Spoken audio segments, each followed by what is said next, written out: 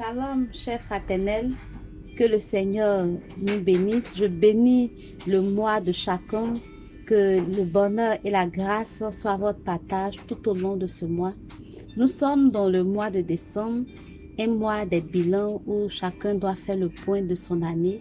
Et si tu ne l'as pas encore fait, je t'invite à le faire parce que c'est vraiment important de faire un bilan pour voir qu'est-ce qui a marché ou non. Et ceux qui l'ont déjà fait ont certainement dû remarquer que ce bilan-là n'est pas aussi reluisant qu'ils l'espéraient parce que en début d'année, ils ont eu des projets, des objectifs, même des prophéties qui jusque-là ne sont pas encore accomplis.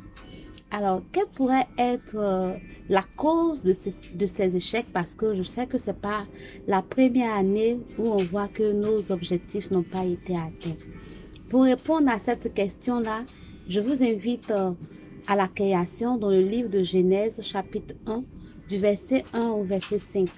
Il faut dire que la Bible est un livre complet qui répond à toutes les questions existentielles. C'est parce que nous ne prenons pas le temps de l'étudier. La Bible dit que au commencement, la terre était informe et vide.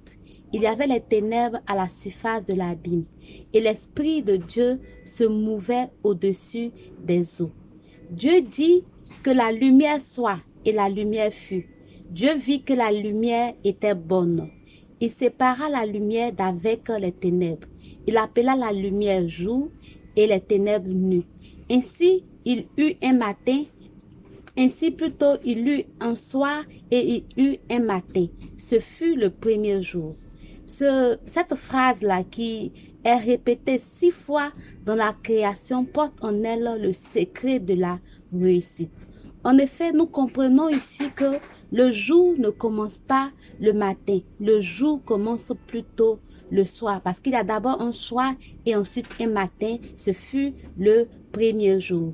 Et aussi, on voit que les ténèbres étaient déjà là avant que la lumière soit. Donc, l'obscurité précède la lumière. Alors, si tu ne comprends pas cette vérité-là, tu vas toujours planifier des choses qui ne vont pas aboutir parce que tu vas penser que le jour commence le matin. Entends le matin quand tu te réveilles pour commencer à te préparer, tu es déjà en retard. Pour ceux qui me connaissent, j'ai eu l'habitude d'être en retard parce que je n'avais pas compris cela. Et pourtant, je me levais très tôt, 5 heures, 4 heures, voire même 3 heures du matin. Mais je vais tourner en rond pour finir par arriver en retard parce que c'est maintenant je vais prendre mon sac et tout ça.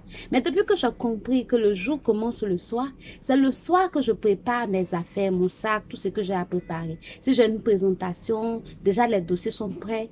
Et le matin, je ne fais que prendre mes affaires et partir. Et tout devient simple quand on sait que le jour commence le soir et non le matin.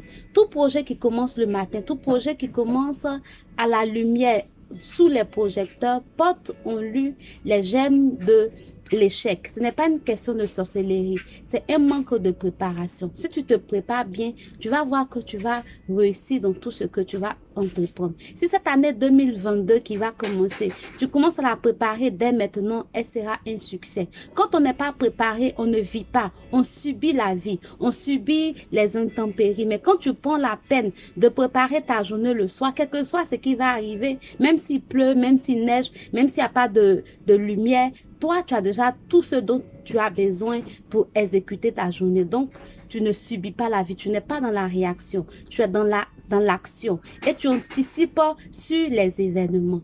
Alors, si tu veux voir ton année réussir, je t'invite véritablement à suivre ma prochaine vidéo. Et si tu as quelqu'un que tu veux voir réussir, il faut que tu puisses partager cette vidéo avec ce dernier-là pour qu'ensemble nous puissions préparer notre année 2022 pour que cette année-là soit un succès. Alors pour finir cette vidéo, retiens cette phrase: ainsi il eut un soir et il eut un matin. Ce fut le premier jour. Voici le secret des hommes grands. Voici le secret du succès. Que le Seigneur te sécurise, qu'il garde tes proches, qu'il nous garde nous tous et que nous puissions entrer dans cette année 2022 dans la victoire. Shalom.